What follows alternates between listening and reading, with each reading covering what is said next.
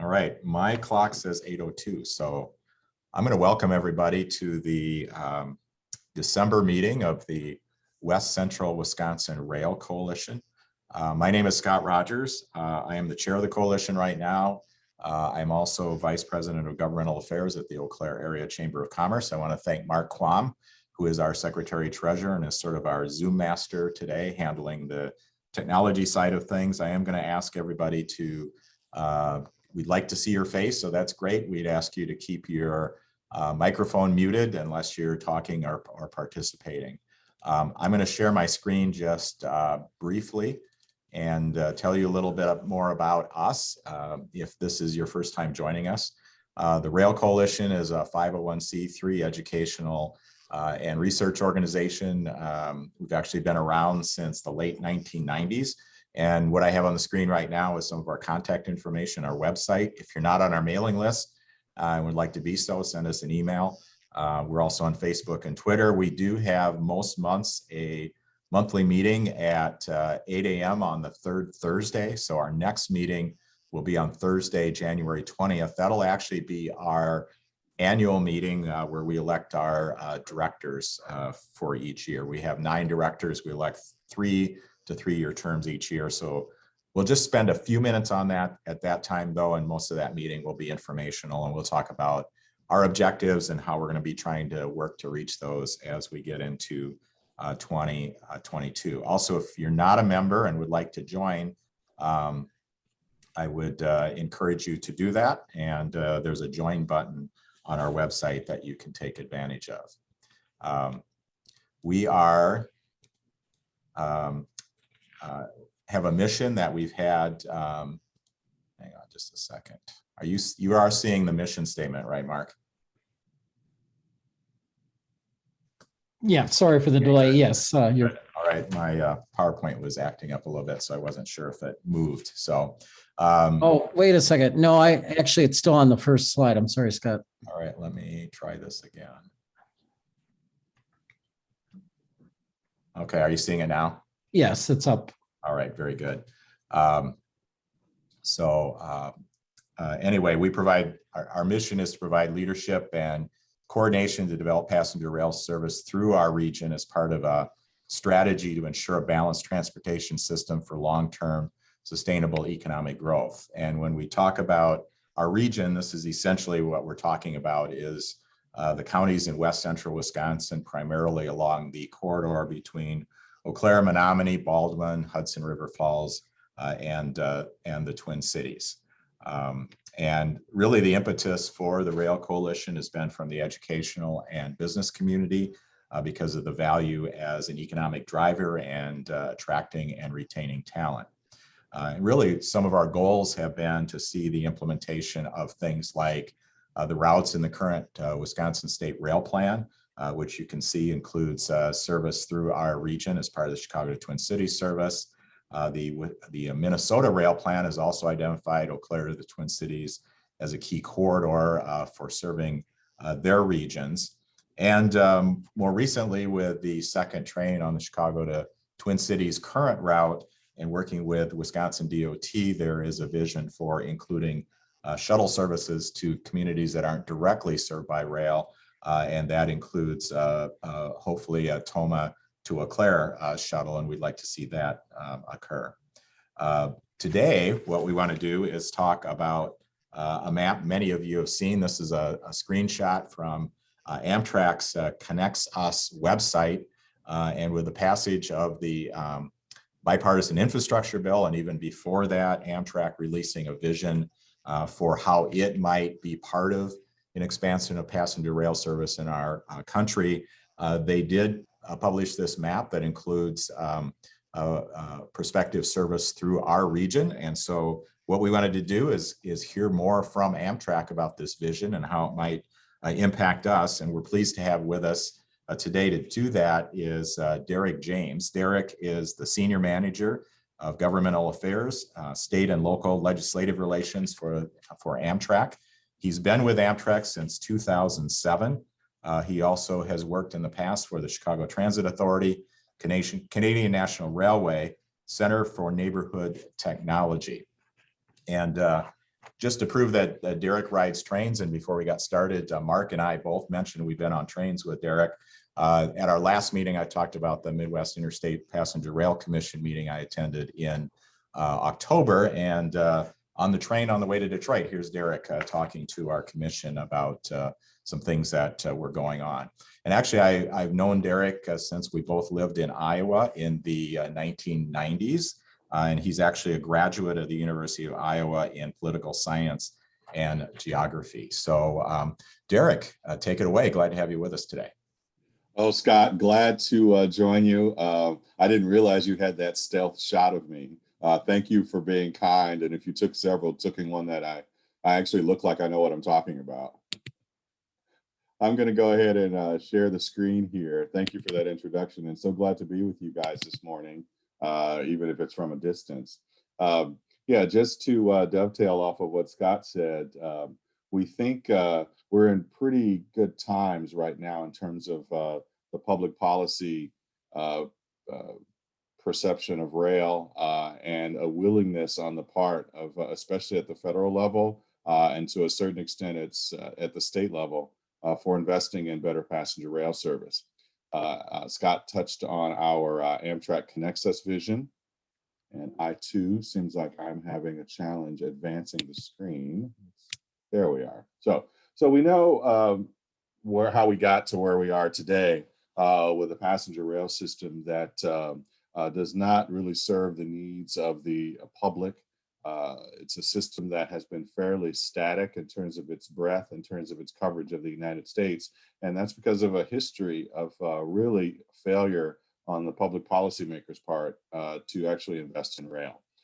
This graphic here, which many of you have seen, is a representation of federal investments in the different transportation modes. Of course, our system is very heavily weighted towards the highway mode, and that's been reflected in the investments.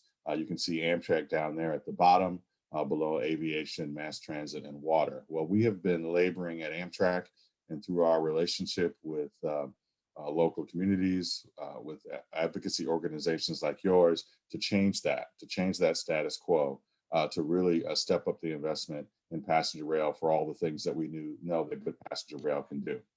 I talked about the static nature of the rail network. Many of you have seen this. This is our existing passenger rail network today in the US. You'll see that there are variations in color of the different routes. The sort of orangish color, and my apologies to those who are colorblind, those represent the predominance of our route network. Those represent our sort of overnight long distance trains, which to many folks are kind of the embodiment of what passenger rail is. You'll see shorter segments though. Those are the blue lines. Represent routes over which we operate service under contract for state governments. That's really been where the growth area has been in passenger rail in the United States over the past score of years.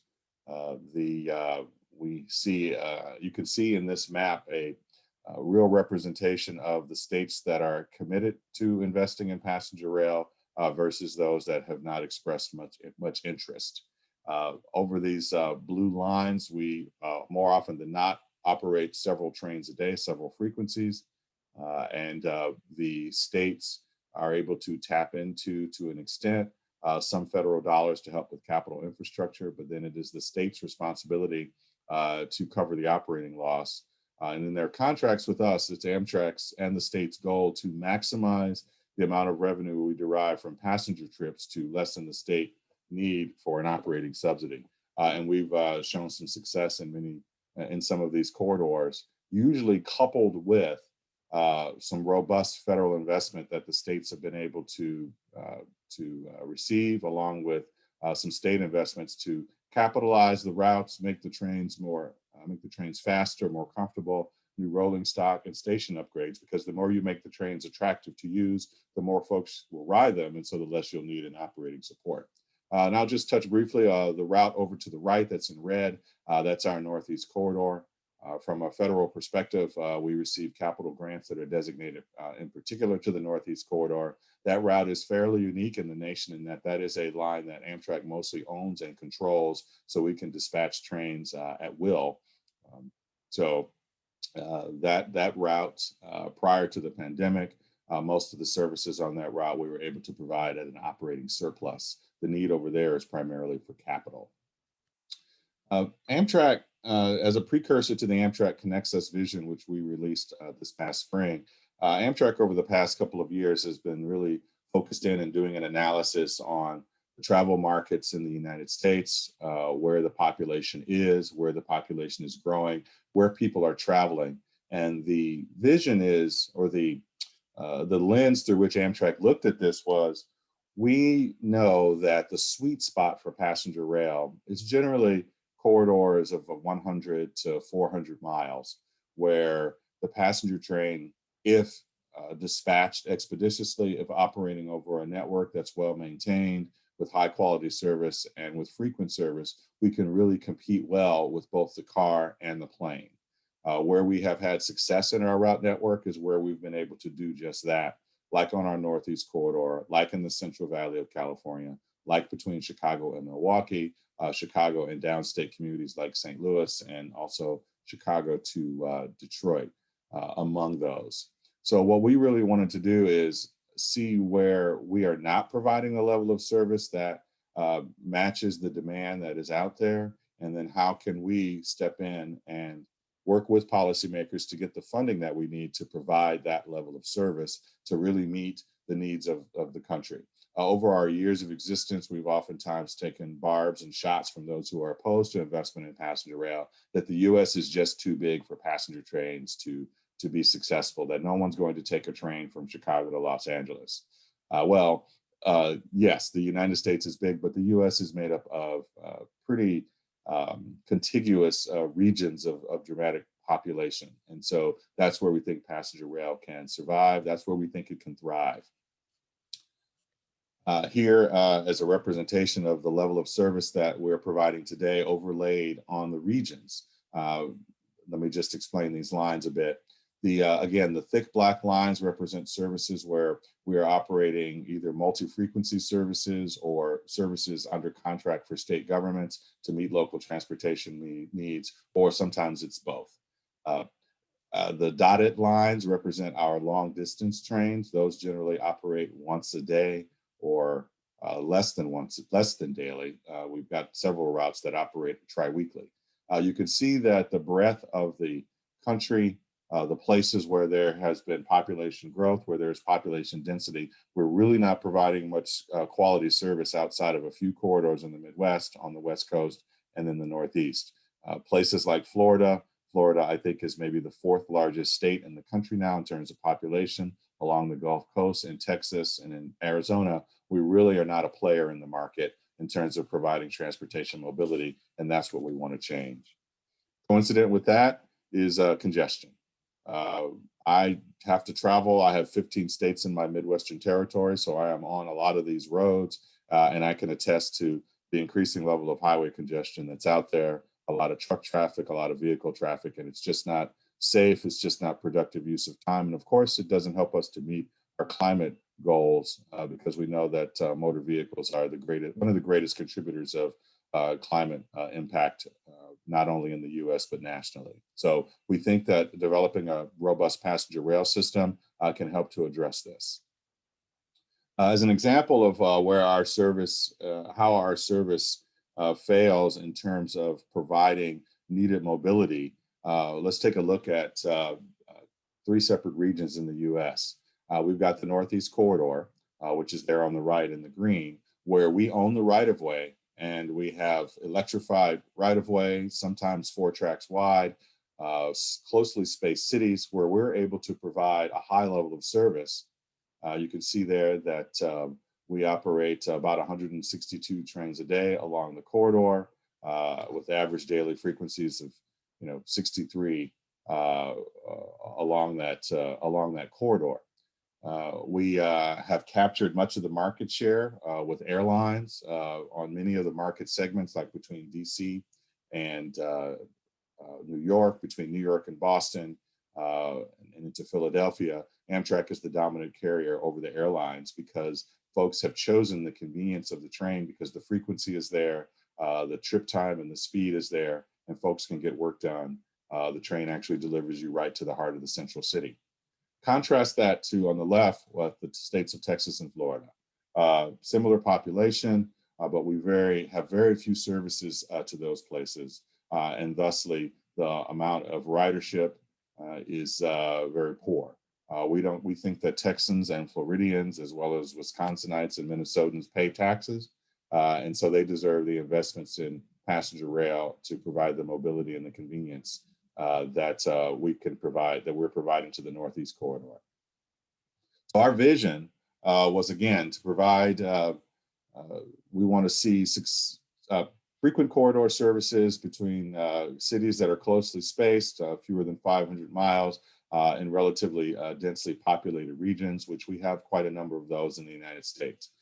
We asked Congress and we presented to the administration our vision of the Amtrak Connects Us, and sought the funding to actually implement these corridors over the next 15 years.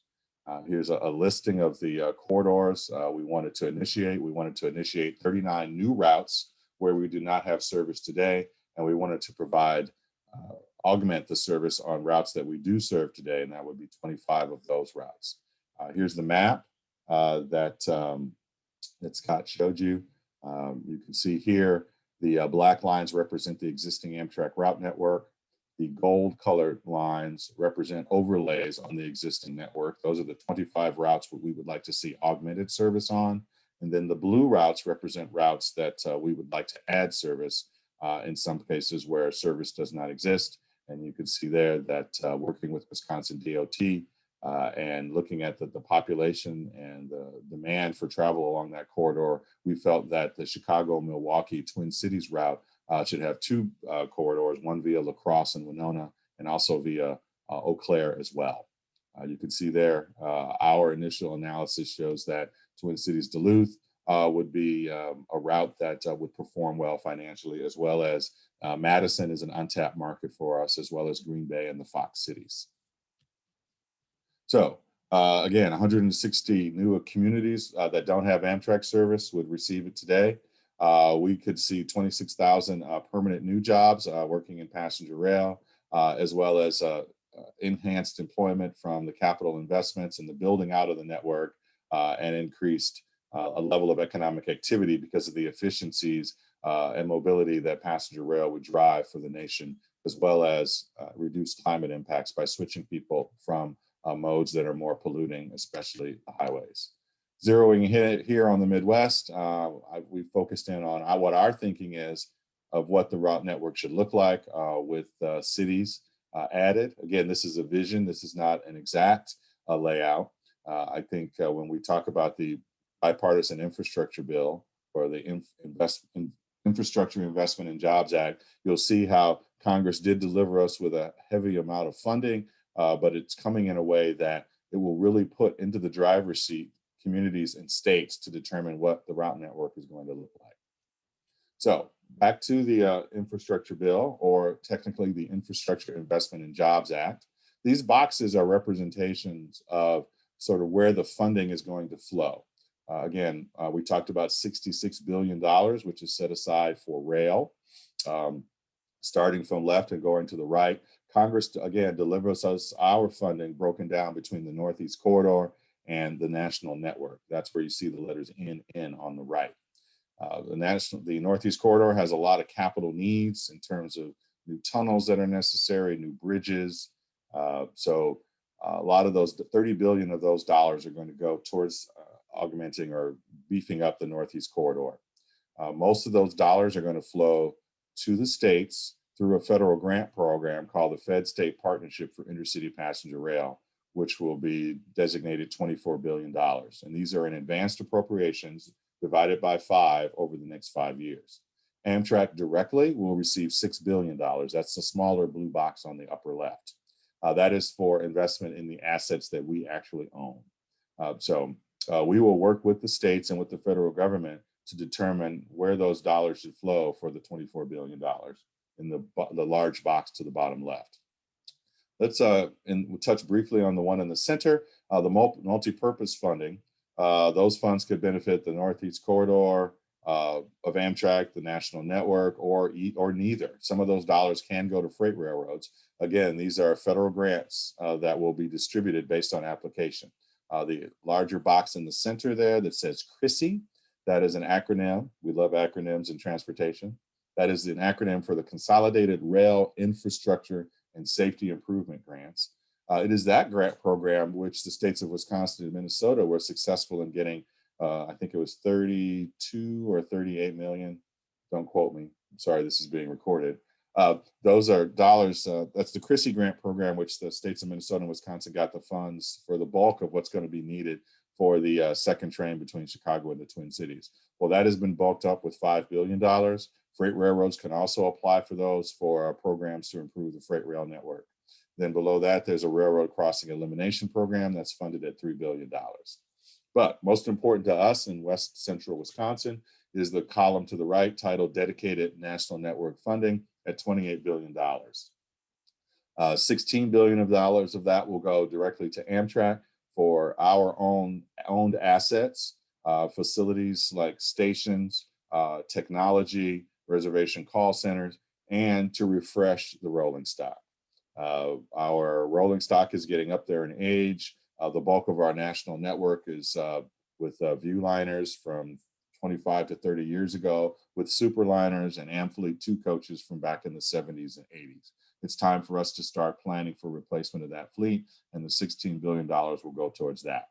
What's key, though, for your purposes here is the box on the bottom right. The Fed-State Partnership for Intercity Passenger Rail for the national network at $12 billion. Those are funds that will be distributed by the federal government, the FRA, to the states for development of state-supported corridors like Chicago, Madison, Eau Claire, Twin Cities. What the federal government is going to do, we anticipate, is they're going to, well, they have to over the next year, put together their corridor development plan of the priority corridors, which they would like to see implemented out the gate.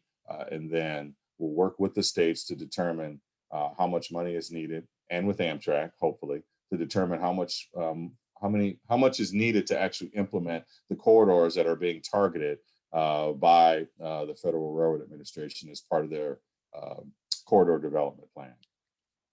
So this is just really a textual representation of what I just talked about, the division of the grants between Amtrak through grant programs through the federal government, and how those will be distributed to the states. Also, the feds understand too that one of the challenges has been in implementing corridors is state hesitancy at taking up the operating support that's necessary to maintain these corridors. The feds are also plussing up a program called the Restoration and Enhancement Grant Program. That is, at this time, that provides 3 years of operating support, ramping down for new corridors. The TCMC, or Twin Cities Chicago Corridor, is a recipient of that. The feds have changed that program through the bipartisan infrastructure deal to be a 6-year program funded at $50 million per year. And for those routes that are successful in achieving a restoration and enhancement grant, the feds will cover in year one 90% of the operating support that's necessary to provide service on a new route, ramping down gradually over 6 years to 30% in the 6th year. And then in year 7 and ongoing, the states would be responsible for 100% of the operating support. The belief here is that as the corridors mature, as the network gets built out and become more popular and more successful, the fares that passengers pay will provide the majority of the support for these routes. So the state commitment will be less over time. We have a philosophy in rail that the more you capitalize, the less that you subsidize. So if we put in place successful routes, invest in them in such a way that they are trip time competitive, that there's on time, that they perform on time, that the station facilities are safe and comfortable and feed into vibrant downtowns and vibrant communities, that the ridership will be there to support the revenue needs to actually operate the service. So again, states have a role in this. Amtrak, as part of the Connects Us plan, we asked for the dollars to flow to us so that we could implement them. Congress felt that the dollars should flow to the federal government, and the federal government should distribute those funds per a corridor development plan that looked at the nation holistically. The details of that planning are yet to be determined. I encourage you to reach out to your contacts at the Federal Railroad Administration to let them know of your interest in being a corridor, so that they understand that Eau Claire, Baldwin, Hudson, the Twin Cities is a route that would be successful, and that would be a critical part of the nation's passenger train system. Just briefly wanted to touch on an example of a route that we like to shine in the Midwest as one that is successful, and that would be the Chicago to Milwaukee Hiawatha service. It's 86 miles between those cities. We run 14 trains a day, 7 each way a day, under contract for the Illinois DOT and the Wisconsin DOT. Just prior to the pandemic, the service was becoming so successful with capital investments made by the states and the federal government in bridges and stations and new rolling stock that we were not going to need an operating subsidy anymore, that the ticket revenue was going to cover the operating costs for that train. Of course, the pandemic sidelined us, but we're still making the investments with the feds and the states to position that corridor so that as ridership does return, that we can get back on track. It is this service that is the basis for our expansion that we would like to see in Wisconsin. The states want to see this go from 7 trains each way a day to 10, so that's 20 trains a day, with many of those trains being extended beyond Milwaukee up to Green Bay, Madison, Eau Claire, La Crosse. So really, it's kind of the trunk of a tree of service serving the state of Wisconsin. And so with that, I'd like to turn it back over to Scott and Mark to moderate any questions. I certainly welcome them and look forward to working with you guys going forward. Let me know, guys, if you want me to stop share, if you want me to go back to a screen to sort of hold a place for the questions. All right. Either way, whatever works. We do have a couple questions, and I'll just let everybody know that if you do have a question, put it in the chat, and we'll try to ask it. Derrick, one of the questions is, what can we do at this point to ensure that our corridor is a priority for the funds when they're expended or when the corridor is identified? I think there are several things that local communities can do. I think make this a part of your dialogue with your state legislative delegation all along the corridor, so that they understand that the game has changed in terms of the level of funding that's coming from the federal government, that there is now a lot of funds in the pot to match with local funds to actually get these corridors up and running, not just for the capital, but for the operating support. So start having those dialogues with your legislative delegation. Have us and our team come along, help us to get an audience with folks to talk about what Amtrak has done around the nation, even there in Wisconsin. Because legislators know about the success of the Hiawatha service. We don't have any trouble getting that support from the state legislature. It's going elsewhere in the state that is going to require a lift. I think banding together with other communities on the route, I think, is important. Forming coalitions because there's strength in numbers. I think the technical folks there at the within your organization, or of course, this is. I think through Scott, through your involvement with the chamber, others who may be involved, I think getting the business community on board with this. The business community has an audience with parts of our legislators that they listen when this is seen as being an investment in the local economies of the state. Again, so talk it up. I think it's important for the states to begin having conversations with the Federal Railroad Administration because they're going to be developing the corridor network that is going to be the first out the gate to receive these funds. So get connected with the FRA to let them know that you're interested. And to clarify that, I think you already said this, Derrick, but the Federal Railroad Administration has been charged with a corridor identification program. And they have a certain length of time to get their process established, and then they'll begin that process, and that's when these decisions start to be made. Is that correct? Yeah, 18 months I think is in the legislation, but I would suspect that the administration is going to want to move faster on this. I think corridors that have already started to lay the groundwork will be in a good position. I think coalitions of folks that are showing support will be in a good coalition, will be in a good position. So it's really time to start speaking up. I've been told by folks that I know at the FRA that they're going to start to do outreach, and so to communities and to states. And so if they already know who you are, I think that puts you in a good position. All right, and I'll mention a couple other things that are related to that too.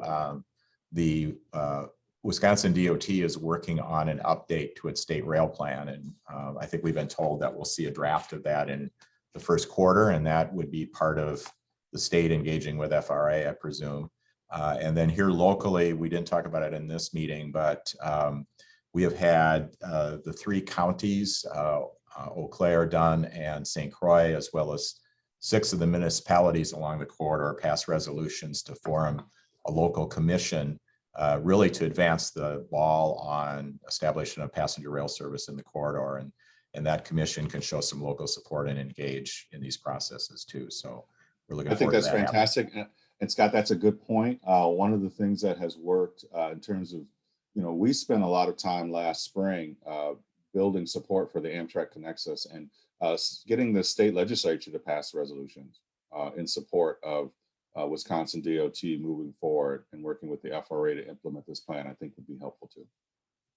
All right. Another question we have is regarding the $66 billion in the IIJA, is that portion of it subject to annual appropriations, or when is that money going to be available, and do we have to worry about that? That is not subject to annual appropriations. That is guaranteed funding for over the next 5 years. That will be portioned out, 66 billion divided by 5. So no, you do not have to worry about this. These are appropriated dollars. I mean, I guess Congress could always come back and rescind funds if there was, say, a change in direction on the congressional level.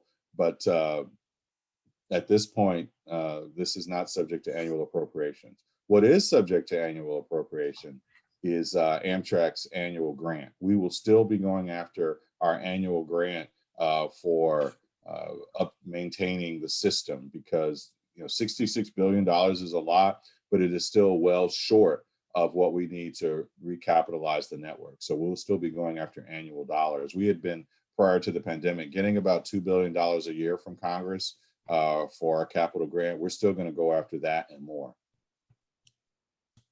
All right, very good.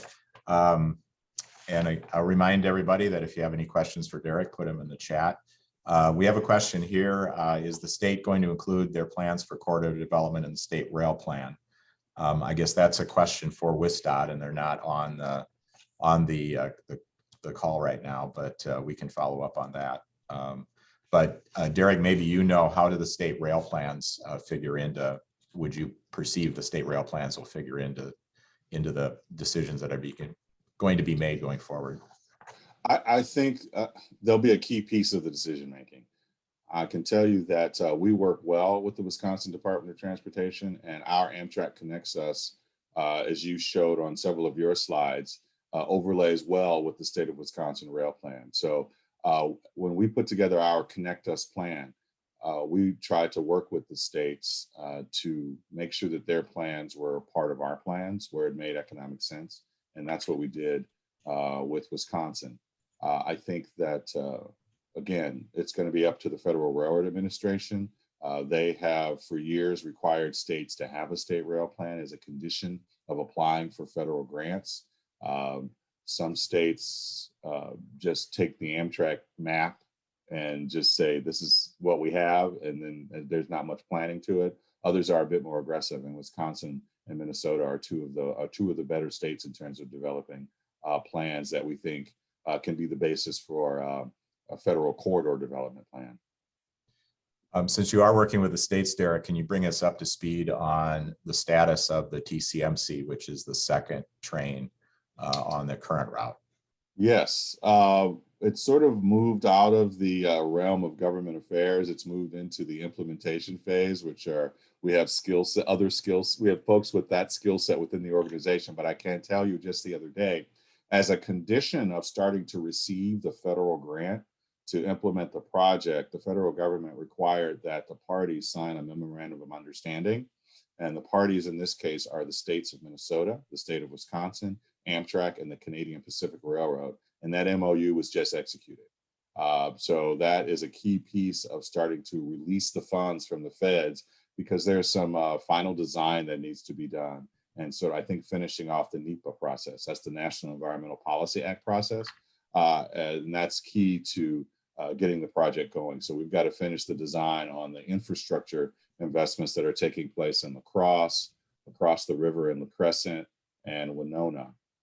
So there are some, that has to be, the design has to be finished, and then the construction has to move forward. So that's where we are. The MOU has been executed. So we think now the funds can start to flow to actually pay to get this stuff done.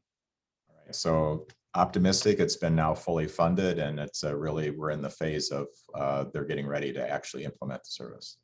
That's right. And one interest we have, which I alluded to at the beginning, and Arun Rao has spoken to our group in the past too, the passenger rail program manager at WISDOT. They are also envisioning some dedicated shuttle connections to other cities, which hopefully will include Toma to Eau Claire. And so we've had some discussions with Wisconsin DOT on how that might happen. Maybe even if we could start it sooner for the existing Empire Builder service.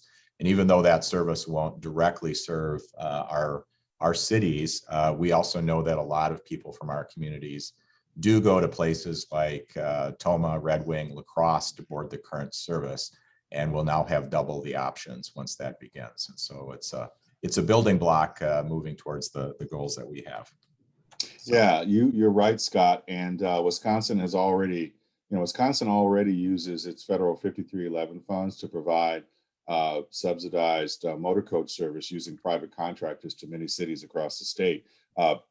We began working with them a couple of years ago, and we implemented twice, 1, 2, 3, like 4 times daily shuttle service connecting Milwaukee with Green Bay, Wisconsin, via Fond du Lac and Appleton and Oshkosh. And I get the ridership figures every day. It has been encouraging to watch the numbers increase and to hear about friends of mine who live in the Fox cities who now are taking the train, who take the bus to get on the train. The way that service is designed is we put out a bid and we contract with a private motor coach operator to provide service from the train side, literally. If you've been to Milwaukee, you know that the Milwaukee Intermodal Center is also the bus station.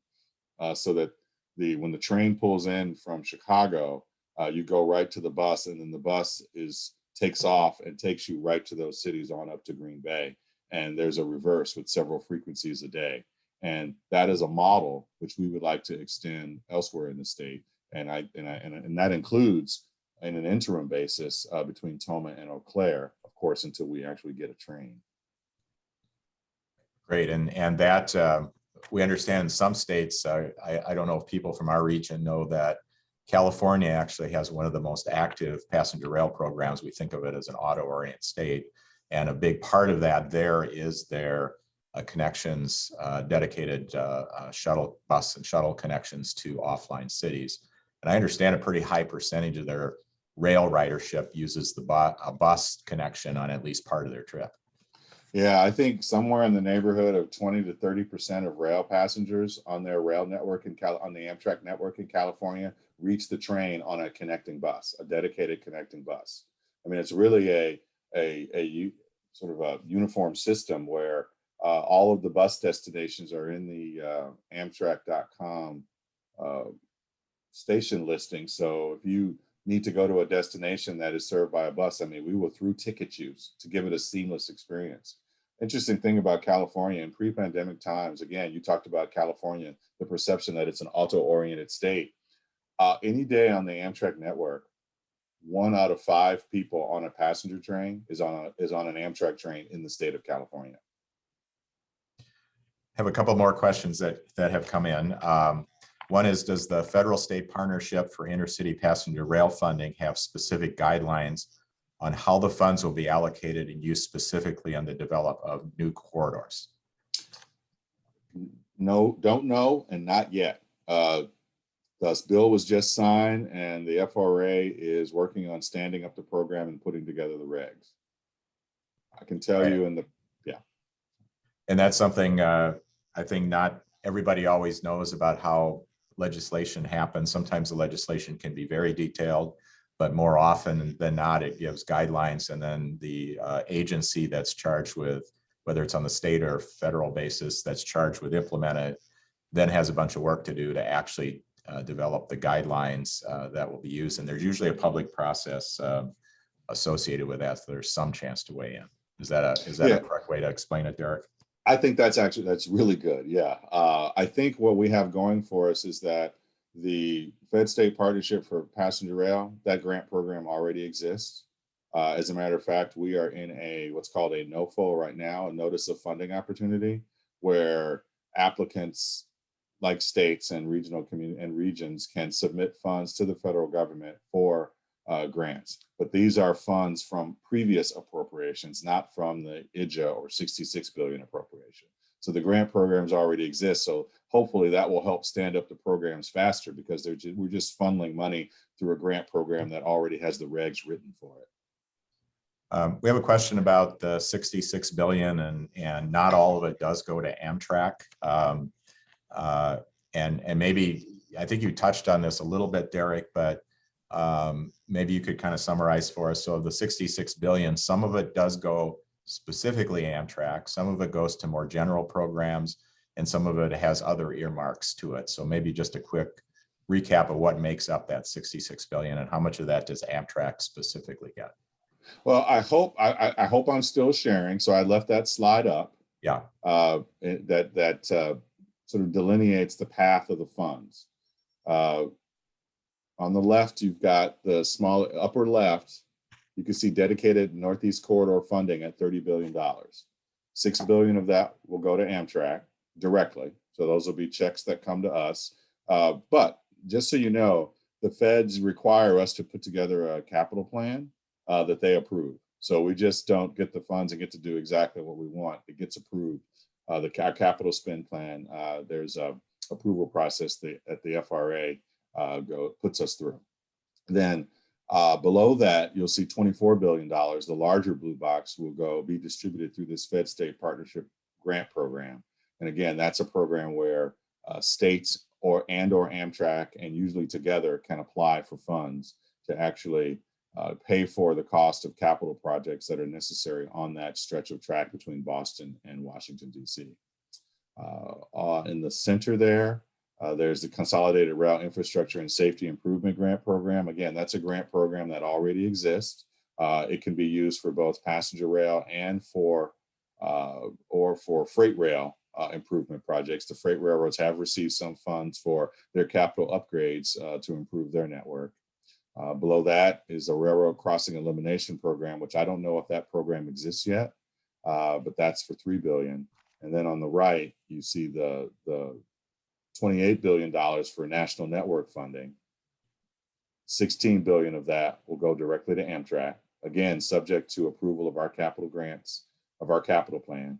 And then $12 billion for the Fed-State Partnership Grant Program. Again, Amtrak, the states, even non-Amtrak passenger railroads can apply for that.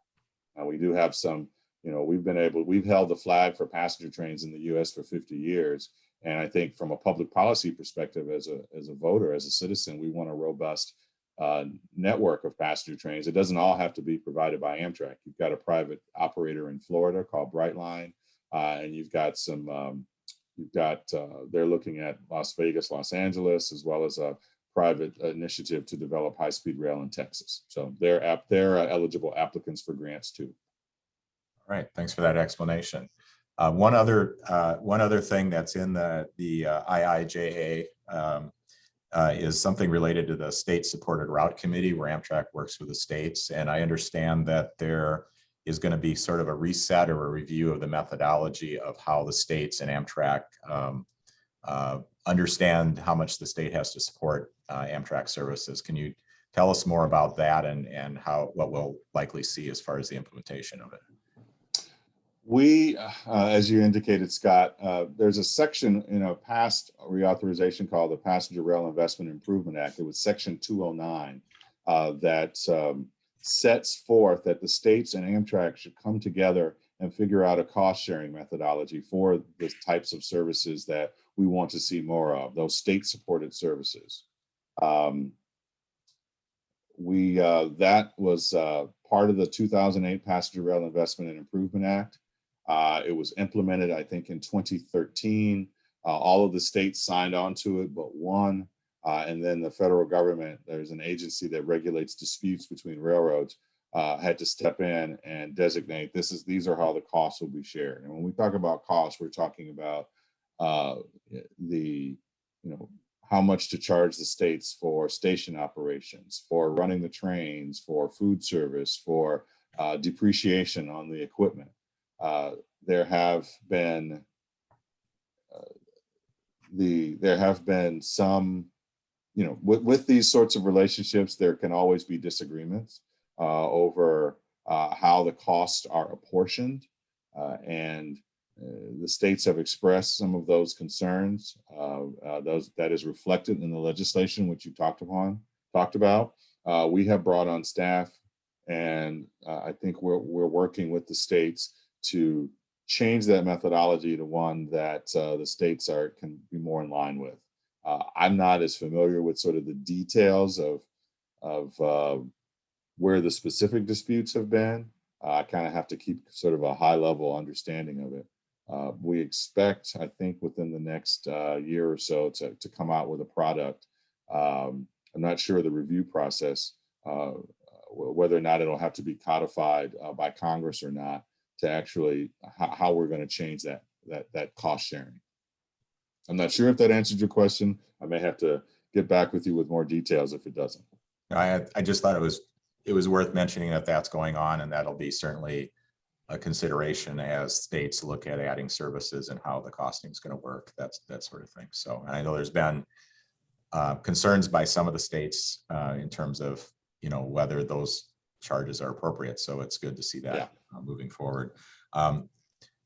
The challenge, Scott, has been, when you're running a unified network and you've got equipment moving all over the country, it's how do you apportion those charges? If you've got a locomotive that one day is used on a train from New York to Chicago, and then it gets used on a train from Chicago to St. Louis, how do you apportion the depreciation and the maintenance costs? And so, those are some of the challenges for a locomotive that gets used across different service lines. So when I showed the nice picture of you at the beginning of on a train talking to the Midwest Interstate Passenger Rail Commission, for those that might not be familiar with that, the 8 of the Midwest states have come together through legislation in each state to create a commission that really works to coordinate service among the states and work with Amtrak and others to expand passenger rail service. And I understand there's a provision in the IIJA to encourage these kinds of commissions. And Derrick, how much do you know about that, and what role do you see Amtrak's work with those commissions as we move forward in identifying corridors, et cetera? We've had a great relationship with the Midwest Interstate Passenger Rail Commission, and we encourage them as well.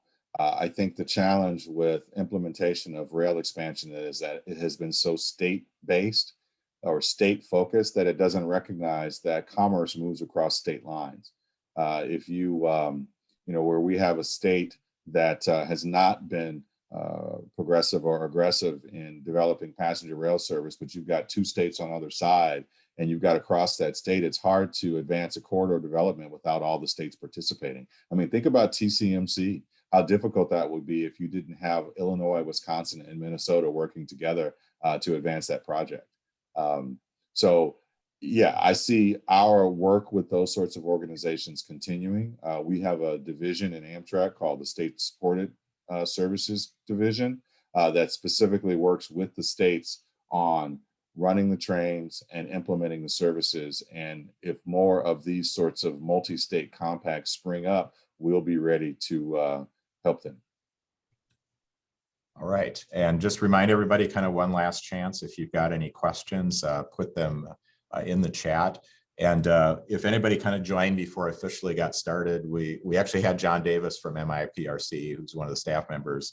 We were just sort of having a conversation. And Derrick, he mentioned that you've had kind of a quiet week at Amtrak. There have been several things in the news. One of which there was some concern that we would see some service reductions because of the federal contractor mask mandate. And that, as I understand it, is not going to happen. Can you kind of tell us what the situation is there? Yeah, thank you, Scott. Good intro there. Yes, Amtrak was per a executive order from the administration for federal contractors, which Amtrak is considered a federal contractor. We provide funds that the federal government pays us to. We provide services that the federal government pays us to provide. We had initiated or instituted a vaccine mandate for our employees. We were seeking 100% vaccination by early January for our employees, and for those that did not receive a religious or some other health exemption, that would be considered subordination, and we would begin termination proceedings for those employees. For those employees that did receive an exemption for religious reasons, those folks would remain as Amtrak employees, but be placed on unpaid leave. The challenge with the vaccine mandate was there was a variance in uptake across the country. Headquarters staff and office staff, high level of uptake on the vaccines. It varied across the country. For those of you who understand passenger rail operations, we have crew bases around the country to move trains. And in some crew bases, the vaccination uptake was not where we needed it to be. And so we would lose employees if we implemented the separation as had been previously indicated. And so that without enough employees, we wouldn't be able to run all the trains. So we had developed an interim operating plan. It was continually being revised as more and more employees got the vaccine.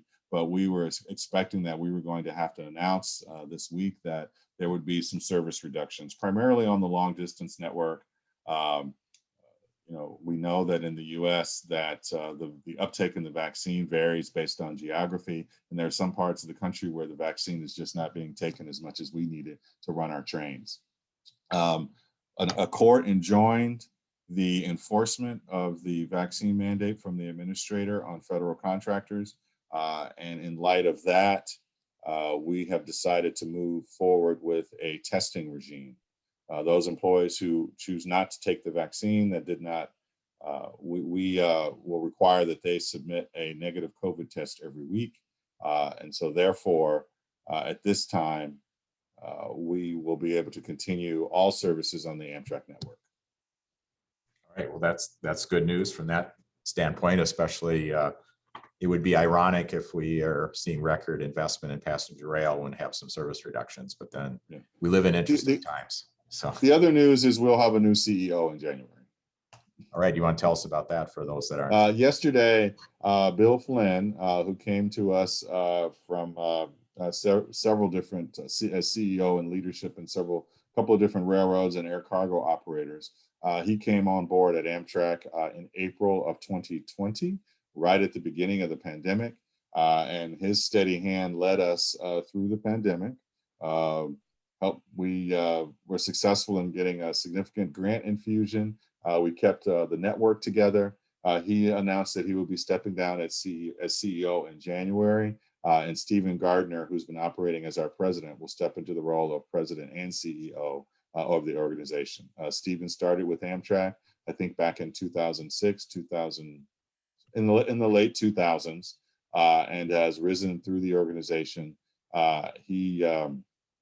We are excited about him taking a leadership role during this time of expansion in Amtrak. We think his skills will help us to, especially his work on Capitol Hill, will help us to continue to navigate that, the congressional directives.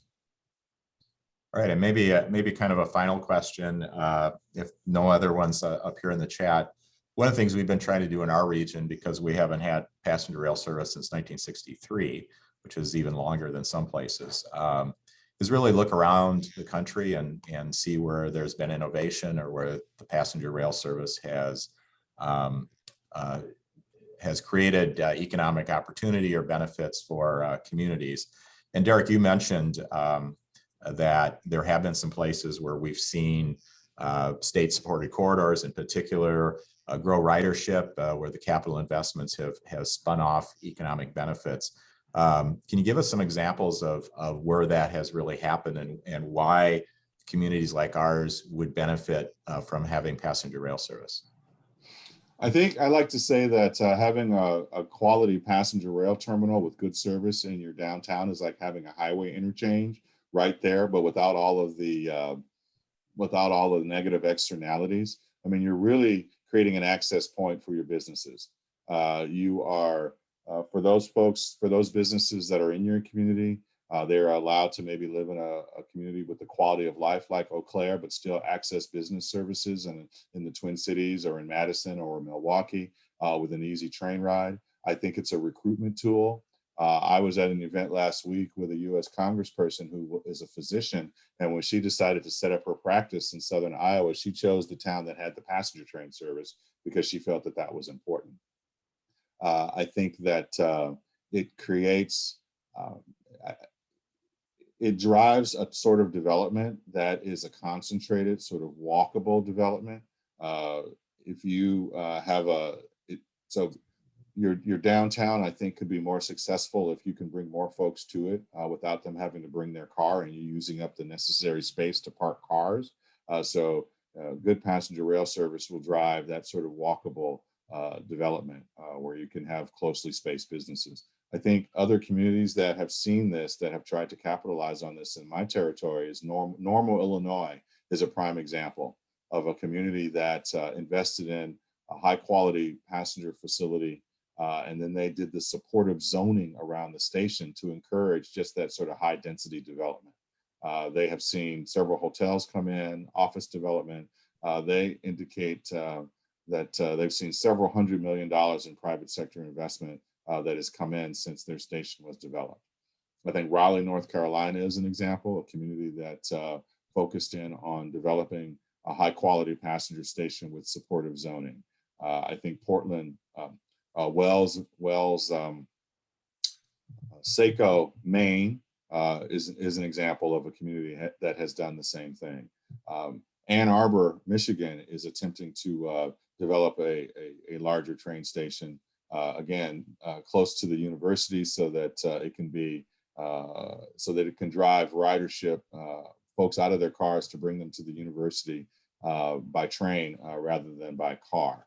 Detroit is now even stepping up and is working on redeveloping their train station. Again, supportive zoning is the key. The train is not the train station, and the train is not just about the ride. It's about what it does in terms of driving people to your local economies. All right, terrific, Derrick. We appreciate your joining us today. Any closing comments you want to add that we didn't ask you about? Well, I mean, I look forward to getting to meet folks there on the ground. Once we get sort of through this present surge, me and my team will be spending some time in Madison, getting to know members of the state legislature in advance of what we hope will be developments or ideas to advance the rail network in Wisconsin. So to the extent that you guys can help us make those introductions, I would certainly appreciate that. Again, I believe in there's strength in numbers. So having a few folks representing your region there in the capital is better than just one or two. All right, fantastic. We appreciate everybody who's asked questions and has joined us today, and most of all for Derrick taking the time. Good luck on your travels today, and we'll look forward to staying in touch. Thanks, everybody. All right, guys. Take care.